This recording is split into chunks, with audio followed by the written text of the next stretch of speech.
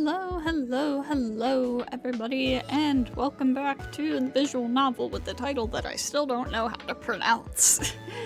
It's AIdol or AIdol, one of the two. Anyways, so last time we made our way to the convention, made some friends? Question mark? I still think the girl in the robot cosplay is kind of mean. Confirmed that our online friend is in fact the real Aiko. Started volunteering to help out at the convention. And got approached by a strange cat girl. And now we're gonna go to Lyric's booth with her.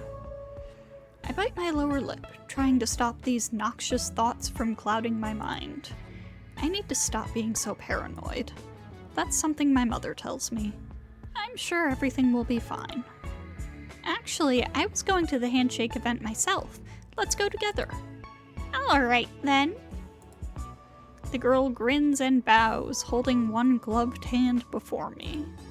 Ladies first. Aren't you also a lady? Nope. Being a lady sounds incredibly dull. I'd much rather be a cat girl. So true. Right. I'm not quite sure I follow. I don't know who this girl is, but she really is getting in character. Oh well, as soon as the convention's over, I won't have to see her again. It's probably for the best if I don't think about her too much. Bruh. You look awfully familiar. Yuko peers at me, her fingers beneath her chin. She could be an antiquarian? Appraising a vase from the Heian period. Not that I'd have much worth as a vase. You can't even store flowers inside me. I get that a lot. Are people always mistaking you for somebody else? I don't remember the voice I gave to her before. Yeah, kinda. Well, you do have that sort of face. Speaking of face, your face looks like really awkward. I think it's in the eye shape mostly. A plain face. I could be anybody, really. Just another piece of flotsam caught up in the tide. Who cares about my name anyway? But Yuko seems to. She leans in even closer, her eyes narrow.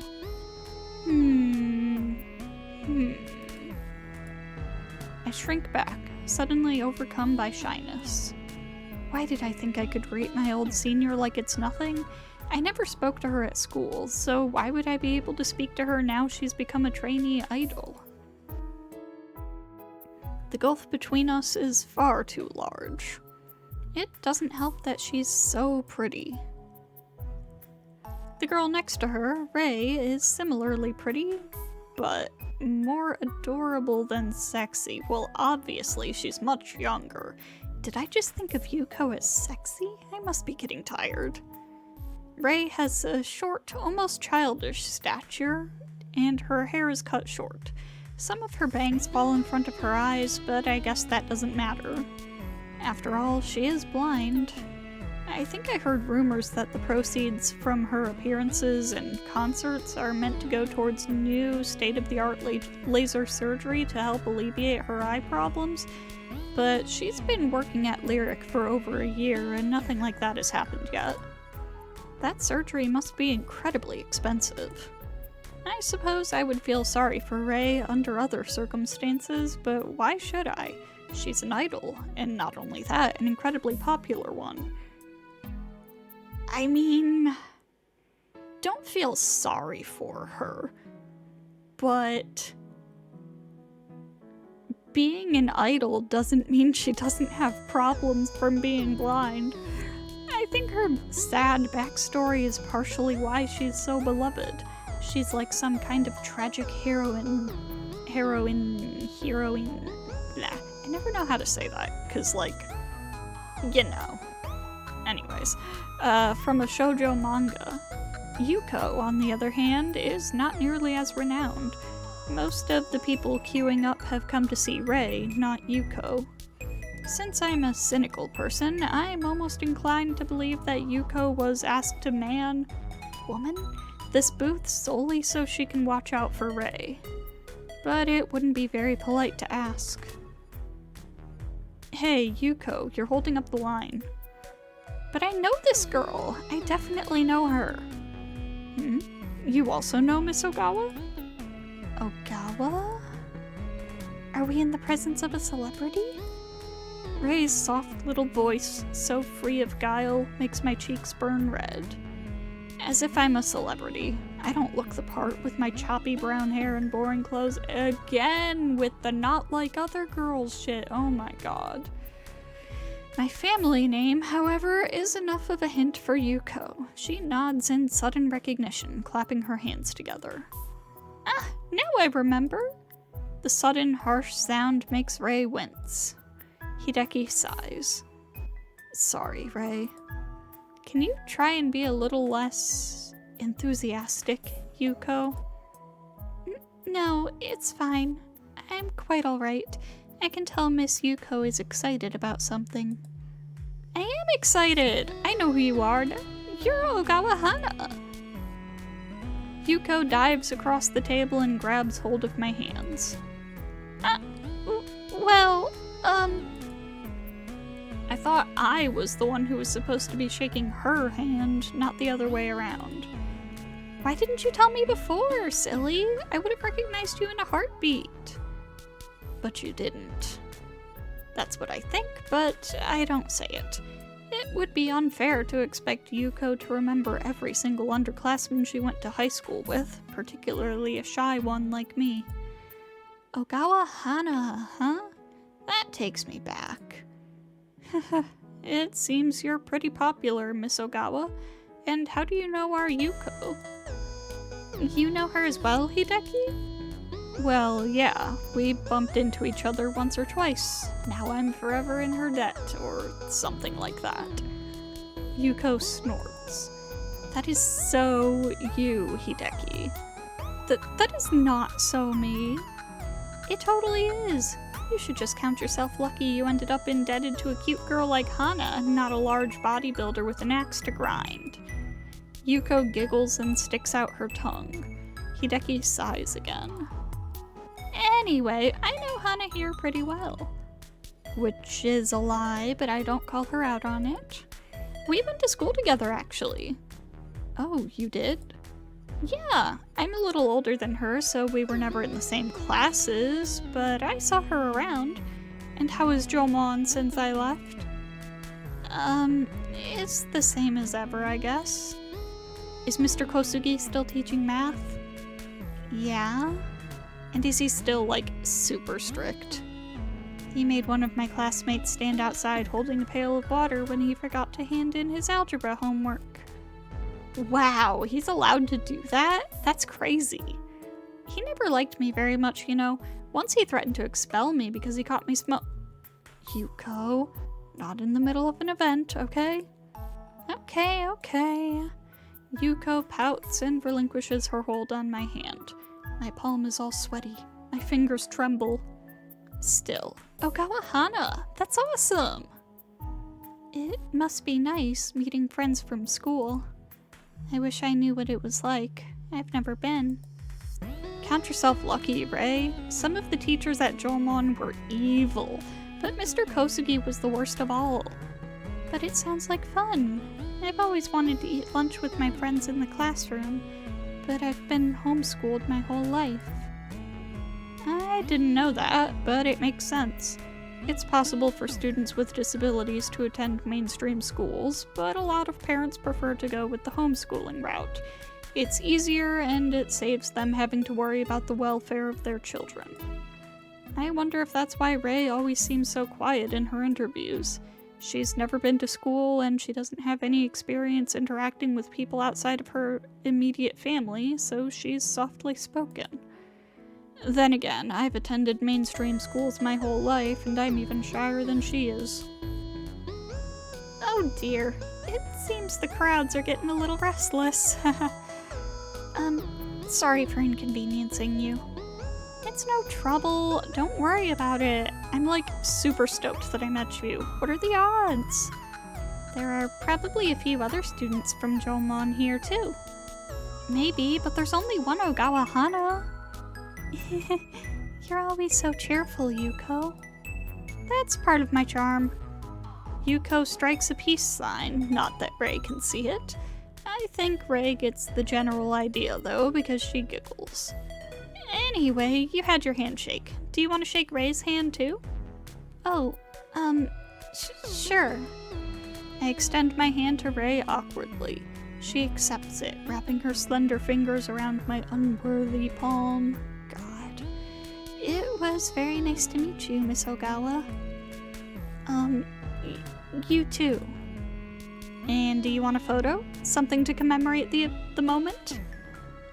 Sure. Let me grab my cell phone. You should send the pic to me when you're done. I want to show my mom. She'll be like, oh, is that Choco's girl? My, she has gotten tall. Yuko's mother is a member of the same crochet circle as my mother. I don't know Yuko that well, but our mothers are on friendly terms. Hey, you should tell me your Paku Paku ID. Mine is... Yuko, you're not meant to give out your contact details on the job. It could be dangerous. Besides, you've held the line up long enough. Fine, Mr. No Fun. Let's just take the pic then. But we simply have to hang out together sometime, Hana. I want you to tell me everything that's happened at school since I left. Fine. I would be interested in hearing your stories too. I'm curious.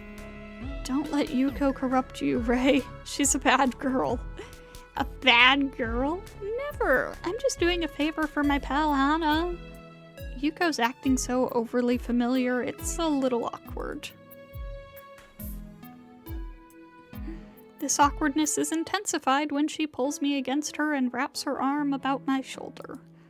A few people in the queue start muttering amongst themselves something about special treatment, and Hideki gets even more noticeably anxious.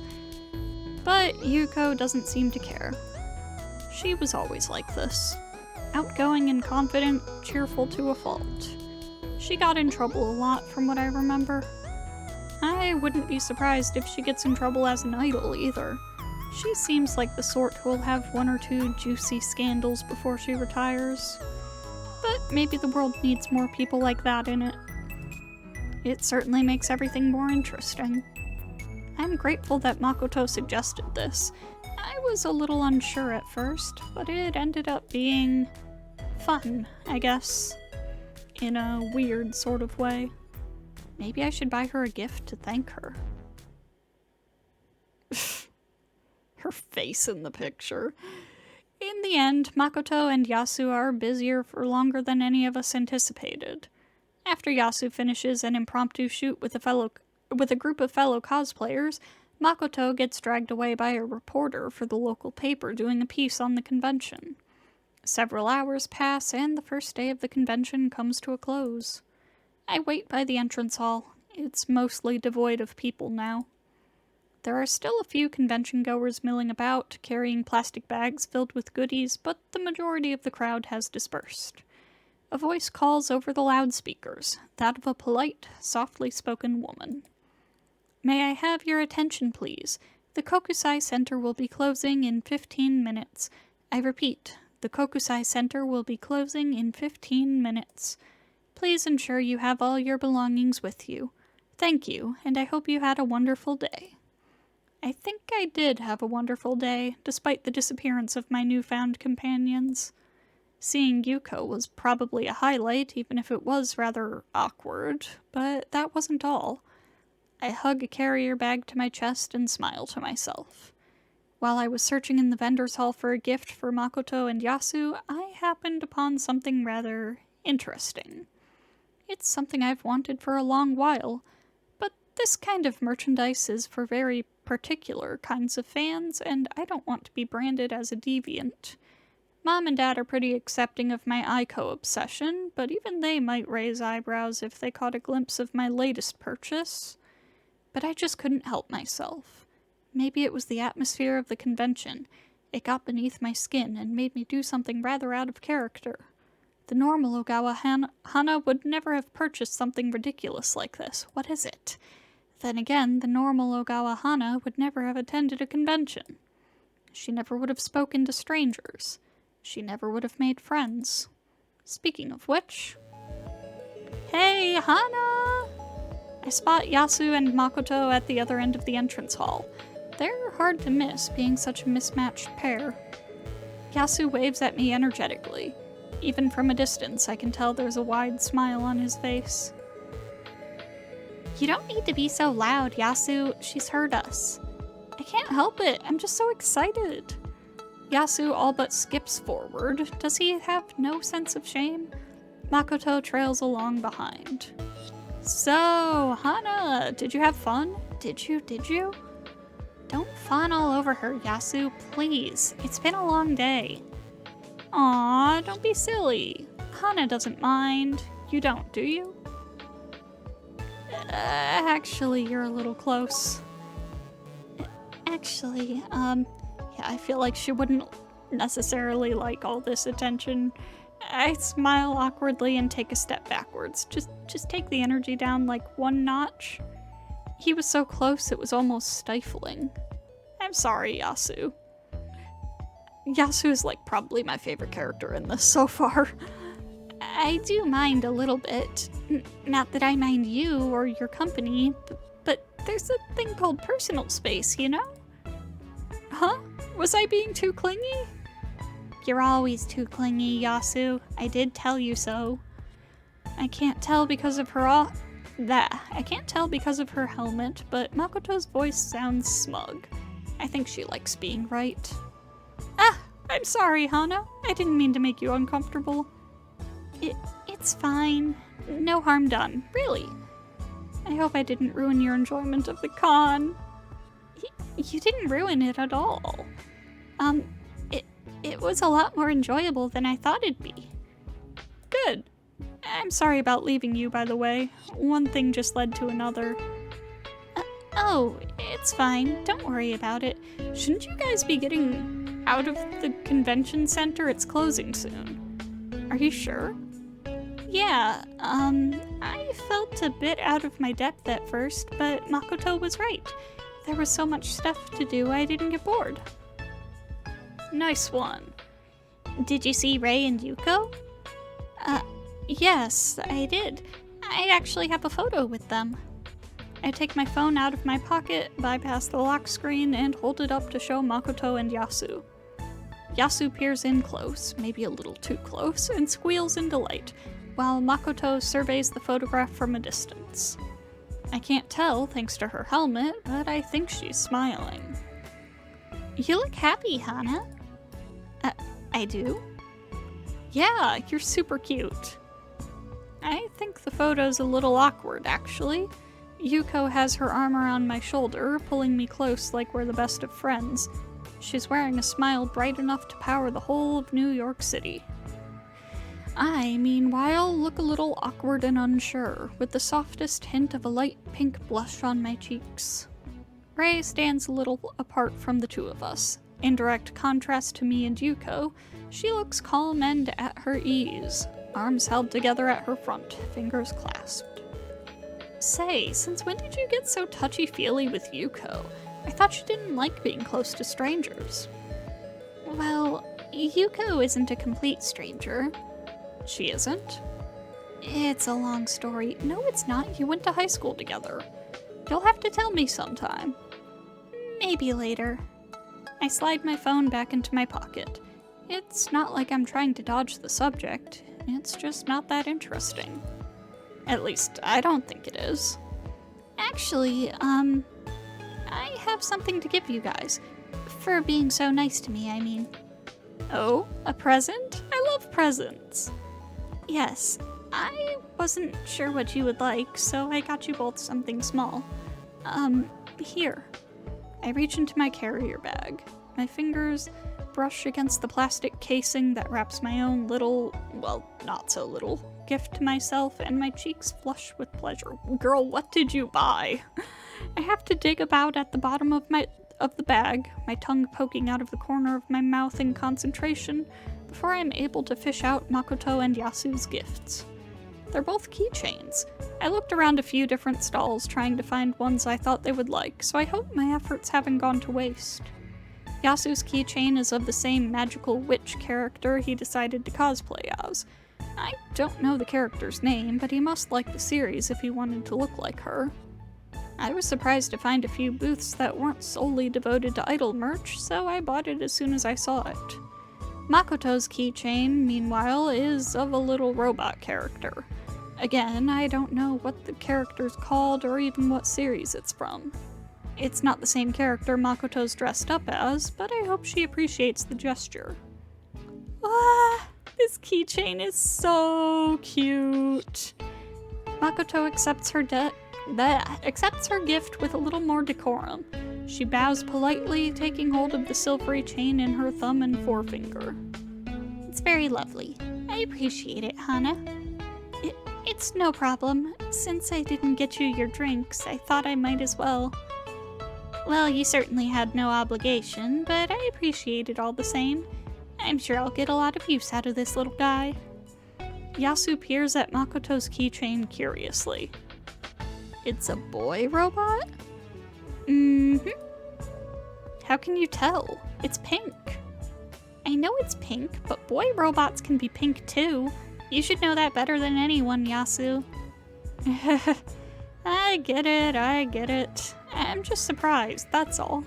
In most kids' TV shows, the pink robot is always the girl. This show's a little different. It's part of Ryona's character arc. So you do know this show? Mm-hmm.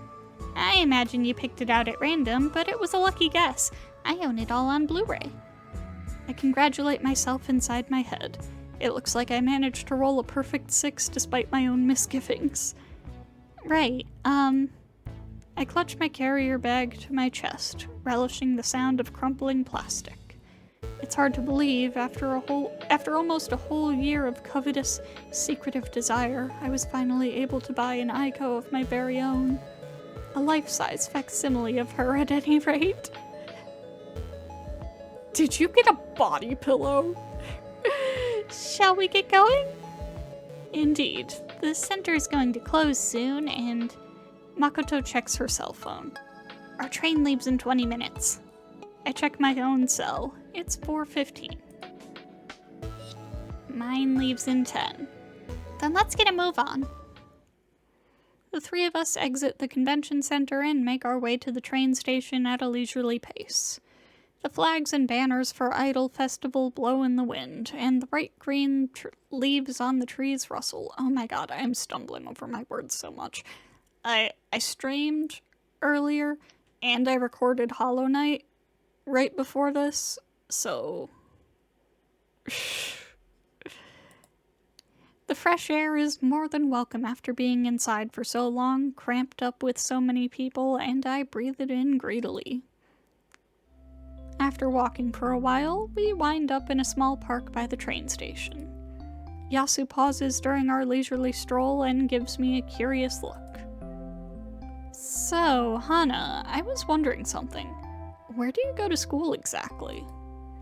I go to Jomon High.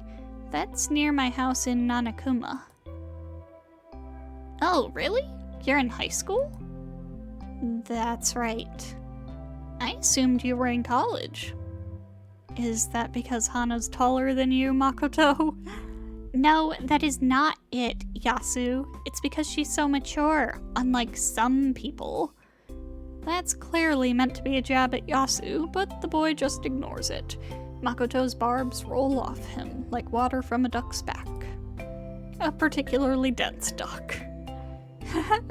Well, I guess that makes sense. Everyone's taller than you, Mako. Be quiet. Can't make me. I'll tell your mother about the time you took your pet lizard to show and tell. Hey, that's not fair. That was years and years ago. I was like 7. And you've never been properly punished for your transgressions. I've been far, far too soft on you, ever since we went to elementary school together and I let you copy my homework. So you two have known each other for that long? That's right. Unfortunately. Hey, what's so unfortunate about that? Shouldn't you be glad you have such a cool, handsome, charming, etc., childhood friend? Spare me. I'd love to have a friend like you, Yasu. He's so chill, I like him. Personally, I fidget awkwardly, playing with my fingers. I'm not one to compliment others so openly, but Yasu has been very sweet to me, and I think he deserves it. I need to try and get over my shyness. It's the only way I'll be able to make real friends. I'd really like to have a friend like you, Yasu. Oh? Yasu looks at me. He smiles brightly. But that's silly, Hana. Why is it? Did I just say something stupid? You shouldn't need to worry about being my friend. I thought we were friends already. We are? That's right. But you've only known me for a day. You've known Makoto for ages. I make friends quickly, and you don't need to compare yourself to Mako. She's mean to me all the time, but you're nice. I am? Yeah. A little too nice. I don't want him getting a swollen head. And what's that supposed to mean? Nothing. Mako, you're so mean. I smile. Though Yasu and Makoto bicker incessantly, it's clear they only do it because they feel comfortable around one another. Yasu's an outgoing, gregarious person, but I think Makoto, despite her propensity for giving commands, is on the quiet, retiring side like I am. I bet Yasu's the only person she bosses around like this, and it must be because she feels comfortable enough in his presence to do it. Having a friend to argue with about pointless things and share silly inside jokes, it must be kind of nice.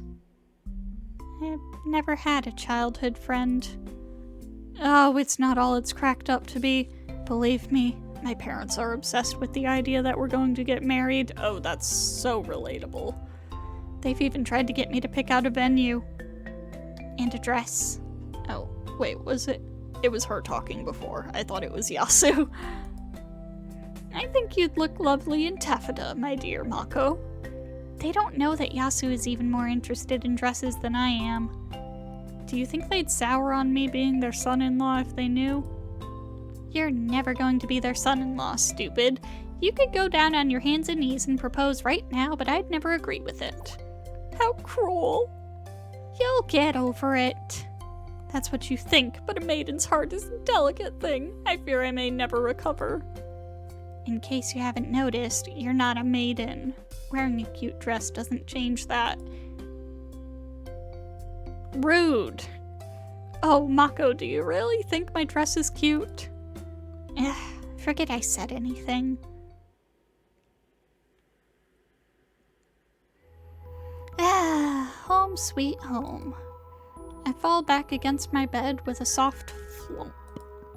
My plastic carrier bag containing my shameful new purchase lies on the floor by my feet. When I got back from the convention, the first thing my mother asked me was, "What's in the bag, Hana?" I was a little too embarrassed to say it outright. Don't worry, it's just an Aiko body pillow. A life-size one. You know, like the otaku guys in those documentaries about what is wrong with our country have. So I mumbled something about an exclusive new figure and tried to slip upstairs ASAP. I hope I didn't make Mom too suspicious. What am I going to do with my new purchase anyway? I don't have an actual pillow to put it on. But that's not the most important issue at hand. The second day of the convention is looming. The day of Aiko's concert. I wonder how Aiko's doing. I flip open my phone and check through Paku Paku. I don't have any new messages, not even one from Heartsong. She hasn't tried to contact me since her rehearsal earlier today. I hope she's alright. I got so caught up with the convention I forgot. Maybe I should send her a quick message. Hey, I'm sorry that I didn't believe you before. Really, I am. I hope you forgive me. I send the message and wait, but no reply is forthcoming. I glance at the clock on my phone. It's been a minute. That's weird. Am I just being too impatient? It's normal for people to take a little while to reply to messages, but Yuko isn't a person. She's a virtual idol. She replied to my other messages almost instantly. Maybe I should send her another message? And I'm sorry for being so rude to you before, too. I said some things I shouldn't. I hope I didn't offend you too much. A few more minutes go by. Still nothing. That's weird. Hey, Yuko, are you alright? You haven't sent me any messages in a while. I'm getting concerned. I wait, and I wait, and I wait. There's no indication that Yuko has even read my message. Maybe she can't. Perhaps I should give up. I sigh, ready to set my phone to one side, when it's a reply. Yuko? It's alright, Hana. I forgive you. I'm just glad you believe me. Why is your message glitching out? I should be relieved by this message, but there's something off about it. Much, much more than something. I have a bad feeling about this. Like I said, I believe you, but why are you typing like that? I'm sorry. My data is becoming unstable. Please help. No. I stare at my phone. My hands tremble. I will Yuko to send me another message, but she doesn't. In the beginning, I thought Yuko talked far too much. Now I wish she'd send me another message, written in her reassuringly old-fashioned manner, just to reassure me she's still okay. But I don't think she can. Not anymore. It's painfully obvious that she isn't okay. What if she never sends me another message again? What if... Yuko... I have to help her. I have to. The only question is, do I have enough time?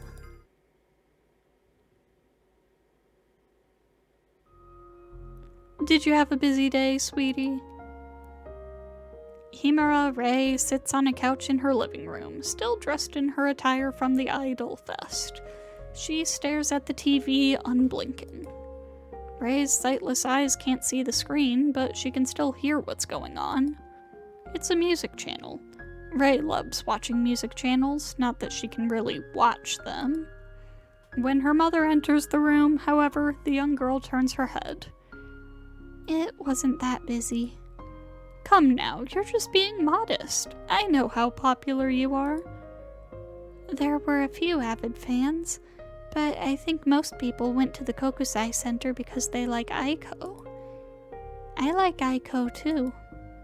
Oh, I know you do, honey. Something twists inside Itsuki's chest. She knows what's going to come next. I wish I could listen to Yuko perform. I know you do, dear, but you think it would be too dangerous. Rei, I know how much you love Yuko, but I thought the Kokusai Center was crowded enough today. It'll only get busier tomorrow when her concert takes place. I didn't really want to let you attend the handshaking event, to tell you the truth, but Kazuki managed to talk me around. I know, Mom, but I was fine. The PR team took good care of me. I'm glad. Sayuri's a nice woman, isn't she? She's very nice, and Ryoichi is very funny, and Hideki is very sweet, and Kenji is very... Rei pauses. She can't think of the right word. Very much like Kenji. I can imagine. Himura Itsuki smiles at her daughter fondly. I hope you're not too upset you can't attend the concert, dear. I didn't think you'd let me, so I didn't get my hopes up. Itsuki sighs. Maybe she's a little too overprotective, but it would be a cruelty if she wasn't. Rei might be a strong, resilient girl, but she's only a child, and then there's her eyesight to consider. Letting Rei roam free in a packed convention hall would be the epitome of poor parenting. Itsuki did think of using a member of the PR team as a chaperone, maybe Hideki, but according to Kazuki, they have their hands full enough as it is. Kazuki. Itsuki's husband will still be at the Kokusai Center. As one of Lyric's head programmers, he'll be busy throughout the weekend. Though the details of his job are strictly confidential, he told Itsuki a few days ago that there had been some problems with Aiko. Itsuki hopes these problems won't impede their time together as a family too much. Kazuki's been so busy lately, it's a rare event for him to return before nightfall. If there's a convention on, he might not be home until much later. Didn't meeting your fans cheer you up? A little. I met an interesting girl. Oh? What was she like? She said her name was Hana. She was one of Yuko's friends. Oh my. Itsuki, who knows Yuko in passing, she's familiar with most of Lyric's employees, is wary of the trainee idol. She knows Yuko has been nice to her Rei, and she appreciates it, but there's something about Yuko's attitude that makes Itsuki worry. Her clothes, too, and all her makeup.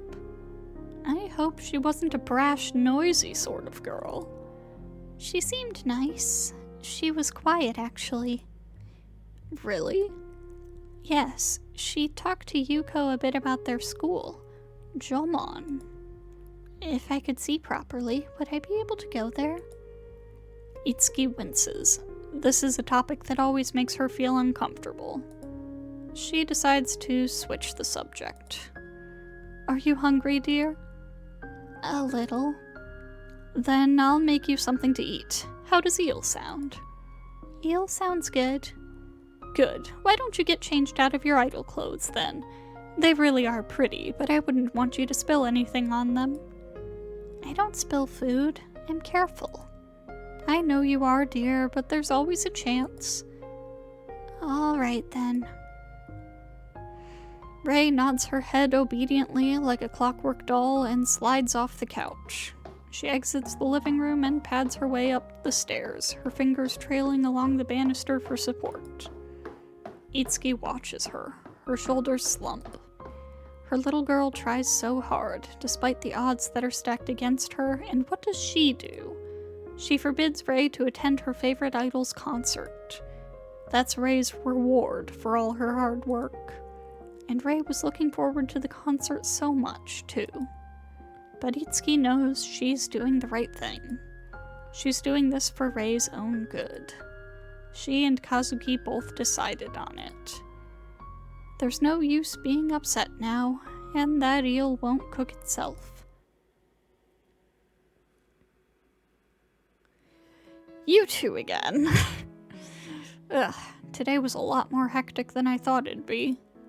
Didn't I warn you? I guess, but I didn't expect it. I'm as tired as a dog. Well, we all have to get our hands dirty from time to time. If you ask me, the convention was too dirty. All that noise and people everywhere. Some of the outfits they were wearing were horrendous. How can people make such spectacles out of themselves? Oh, lighten up, Ken. They were just having a good time. Isn't that the point? People having a good time? Not if I can help it. Kenji rolls his eyes emphatically, but he isn't entirely serious.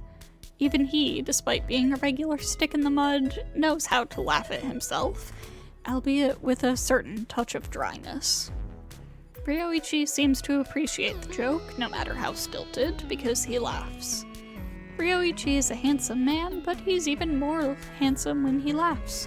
Kenji is glad he's the one who gets to see Ryoichi like this. Unfortunately, being an upbeat person, Ryoichi laughs a lot. He always looks so happy, no matter who he talks to.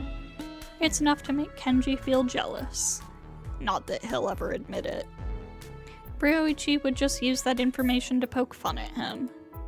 Ryoichi pokes fun at Kenji more than enough already. So, how much more time do we have? That depends. Unlike you, I don't have a cute wife waiting for me with a home-cooked meal. Kenji winces. Thinking about Misaki is painful. Don't, please. I'm just trying to inject some reality into the situation. I thought we came here to escape from all of that. True, I did think you were looking a bit run down at work. So this was for my sake? Yep, it's an office-sanctioned period of R&R. I couldn't have one of my employees collapsing on me, particularly when we're on such a tight schedule. It would be awful for business. Kenji presses his fingers against his exposed collarbone. His face flushes. There are new bruises on top of the bruises Ryoichi left yesterday. Scratches from fingernails and neat, small circlets of grooves from insistent teeth. Was that office-sanctioned too? It's nice to know it's nothing personal. I don't like to mix work and pleasure. You're awful at flattery. That isn't what the ladies say. Sayuri still hasn't fallen for your charms. She will eventually. You mark my words. I wouldn't be too sure about that. Ryoichi reclines lazily on the bed, his legs spread wide like he owns the place. Well, given he did pay for the hotel room, perhaps he does for another half hour or so at least. After that, their allotted time will be up. Ryoichi will return to his cat, and Kenji will return to his wife, and all will be right in the world. It will be like this secret tryst never even occurred. Kenji is getting so tired of all these secrets. Ryoichi, for his part, looks entirely at his ease. He smiles with careless self-confidence, his legs draped over the bed. Once, Kenji found Ryoichi's habit of sprawling himself across every available inch of furniture irritating.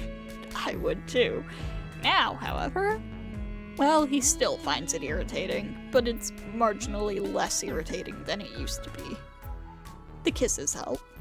The biting, too. You know, this is pretty unusual.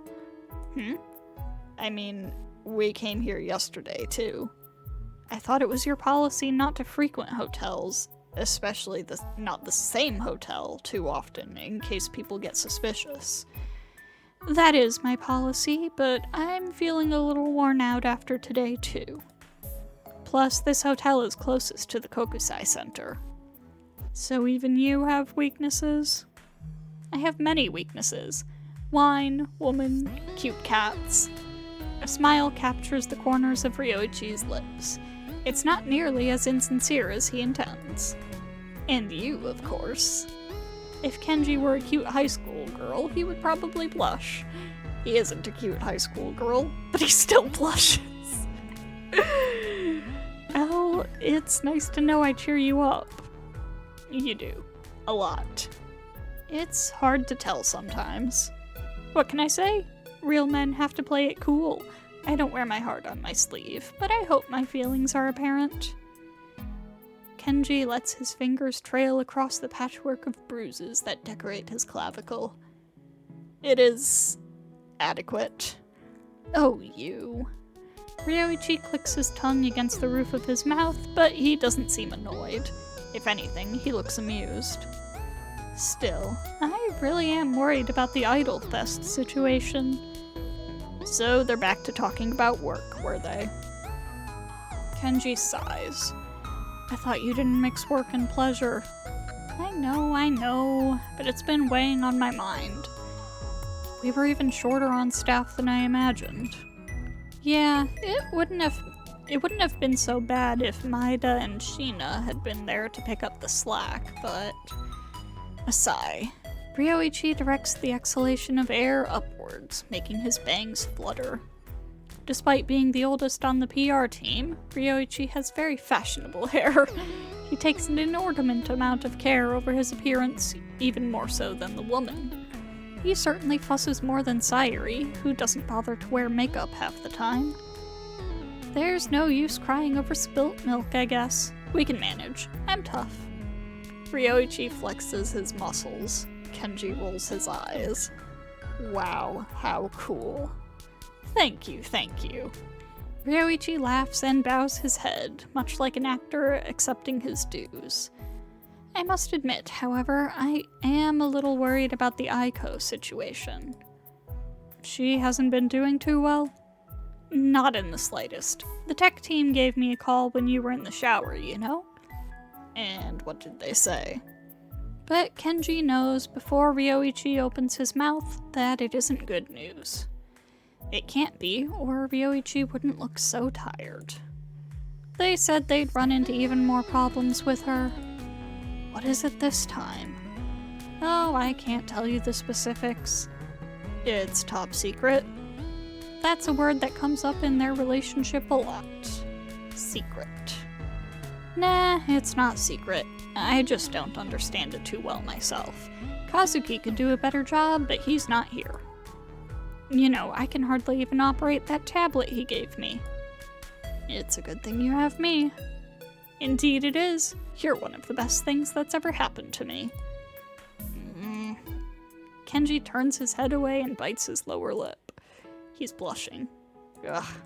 This isn't just embarrassing, it's downright humiliating. Of course, it's all Ryoichi's fault. Kenji wouldn't get so flustered if Ryoichi wasn't so unexpectedly, disarmingly, charmingly serious at the worst possible times. I think there are some serious problems with poor Aiko's files. Some sort of corruption. The tech team tried to fix it, but the corruption might be too advanced at this point. If not even Kazuki can fix it, it must be really serious. He's, like, the best programmer we have. Nobody knows Aiko better than him. Nobody except her lead programmer. Ryoichi sighs. Guess we'll just have to pray nothing goes wrong. Otherwise our necks will be on the line. Kenji swallows. All of a sudden, his throat feels rather dry.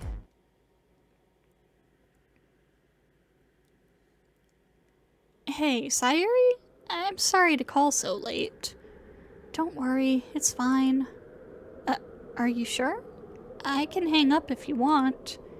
No, don't do that. I'm free, I promise. Really? Really? Well, not entirely. It's late in the evening and Sayuri is wending her way home through the darkened streets. Do you mean like winding? Trying to juggle 2 carrier bags full of shopping and her cell phone. To add insult to injury, her stomach is starting to rumble. After a busy day's work at the convention center, surrounded by overzealous Ray fans who simply did not understand the arcane art of queuing, Sayuri wanted nothing more than to return to a home-cooked meal and a warm, toasty bed. Naturally, the home-cooked meal was out of the question, given Sayuri's status as a singleton, but she had no qualms about cooking the meal with her own fair hands. That was one of the things Sayuri's grandmother taught her, in addition to a healthy appreciation for green tea. How to cook. That was Sayuri's general plan, until she opened the kitchen cupboards and realized, with a sinking sensation, they were completely empty. Not even cobwebs. Hence the trip to the convenience store. Right now, her greatest desire in life is returning home with her purchases, whipping up something quick and easy over rice, and then falling asleep. Sleep sounds very, very good right about now.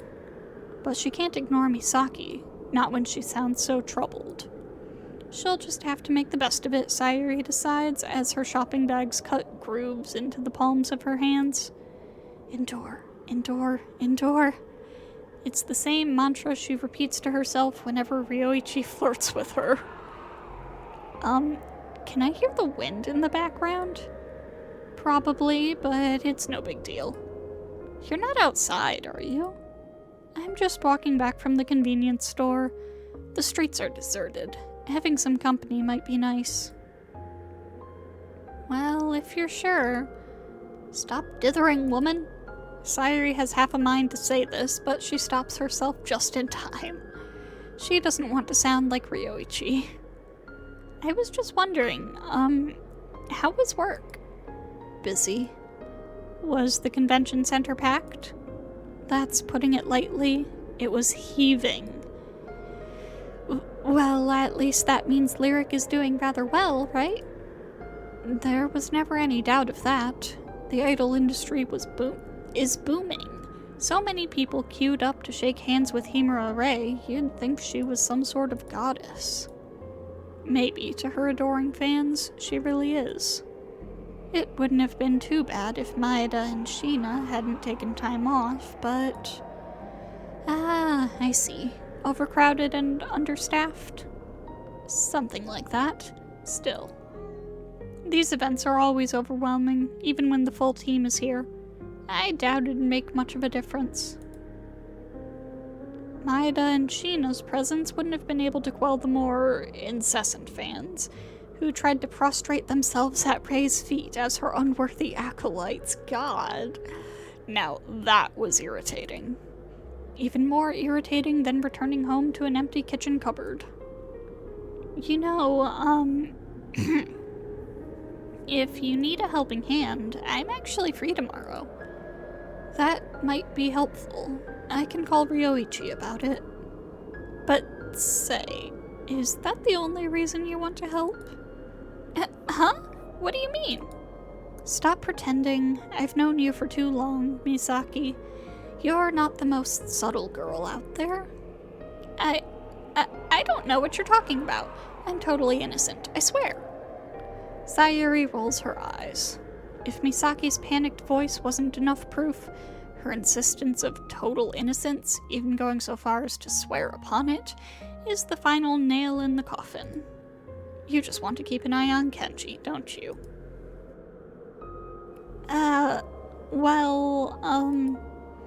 Misaki's voice trails away. She laughs awkwardly. Her laughter sounds even more pitiable over the phone. Was it that obvious? It was pretty obvious. I guess I'm a dummy after all. You're not a dummy. It's normal for a woman to worry about wayward fiancés. Particularly if that fiancé is Kenji. Is Kenji not back yet? No, I was actually wondering if he was working overtime. I don't think he's working. He left the center a little earlier than I did, actually. Oh, right. And he isn't with you? No, he isn't. I don't think he'd want to spend time with me outside of work. I see. Maybe he's avoiding me then. Why would he do that? I don't know. It's just... I know he's been busy lately, and I know it's selfish of me, but it seems like we never spend any time together. It's almost like he doesn't want to spend time with me. Is that why you want to help out tomorrow? Yeah, but that probably sounds pathetic. Do I really have to resort to such underhanded methods to see my own partner? How on earth did this happen? Sayuri grits her teeth together. Her eyes narrow. How on earth did this happen? If Sayuri had a charming girlfriend like Misaki, she'd never treat her so poorly. Misaki deserves better. She deserves much, much better. She deserves you. Sadly, Misaki doesn't seem to want anybody better. For all the hurt he's caused her over the last year, she wants Kenji, and who is Sayuri to get in the way? She's supposed to be Misaki's friend, and as her friend, she should support her. That's what friends do, right? Don't worry about it. I'll sort you out with a volunteer pass. You will? Yeah, and I won't breathe a word of it to Kenji either. Let's give him a nice surprise. And that is the end of the first day of the convention, so we're gonna save. I am having such mixed feelings about this VN. It's clear that a lot of heart was put into it, but it's just not that good so far. I think once I finish the first playthrough, that might be it for this series. But I don't know. We'll see. We'll see if they manage to turn it around. In any case, I'll see you all next time.